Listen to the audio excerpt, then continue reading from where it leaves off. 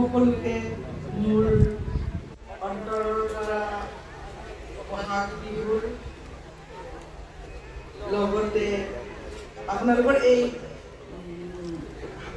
ভেৰগাঁও 21 ৰঙালী বিহু যি উৎসৱ সেই উৎসৱৰ সকলো বিকলুকীয়া ৰাইজ মোৰ বন্ধু বান্ধৱী লগতে সকলো শিক্ষাৰ্থীকে অভিবাদন জ্ঞাপন কৰিছোঁ, শুভেচ্ছা দিছোঁ।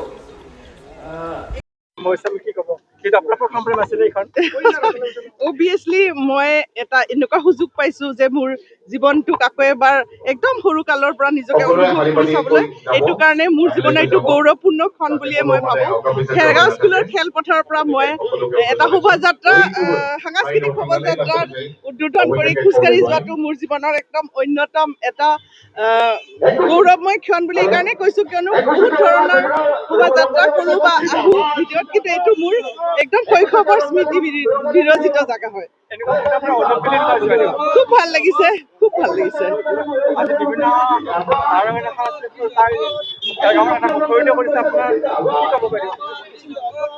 এই এনেকুৱা প্ৰচেষ্টাই আমাক একতা সকলোকে একেলগ কৰি থকা একেটাৰ বান্ধোন বুজায়, আমি কিমান সাংস্কৃতিকভাৱে চহকী সেইটো বুজায়। এনেকুৱা একো এটা শোভাযাত্ৰা এটা অঞ্চলৰ সাংস্কৃতিক কিমান সেই অঞ্চলটো সাংস্কৃতিবান, সেই অঞ্চলৰ লোকসকলৰ কিমান আপুৰুগীয়া চেষ্টা থাকে মিলিজুলি থকাৰ, আৰু এনেকুৱা এখন সমাজকে অসমে সদায় প্ৰতিনিধিত্ব কৰে। ইয়াতে আমাৰ এই অঞ্চলটোৰ সমাজখনে প্ৰতিনিধিত্ব কৰা বুলিয়ে মই অনুভৱ কৰিছোঁ।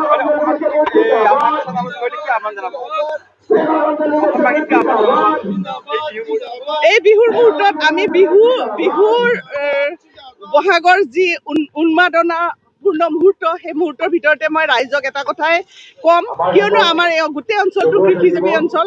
ইয়াৰে প্ৰতিজন মানুহে নিজৰ প্ৰতিজন অসমৰ অসমীয়াই নিজকে স্বাৱলম্বী কৰাটোৰ কাৰণে মই আহ্বান জনাম, আৰু মই প্ৰত্যেকজন অসমীয়াই নিজৰ জাতীয় পুঁজি গঠন কৰাৰ কাৰণে নিজক মনোনিয়োগ কৰিব লাগে বুলি পেলাই মই ভাবোঁ, আৰু সেইটোকে মই আহ্বান জনাওঁ। কাৰণ অকল সংস্কৃতি, যিকোনো সংস্কৃতি বা যিকোনো অনুষ্ঠান ধৰি ৰাখিবলৈ আপোনালোকে প্ৰতিজন মানুহে মানে পৰিপূৰ্ণ হ'ব লাগে।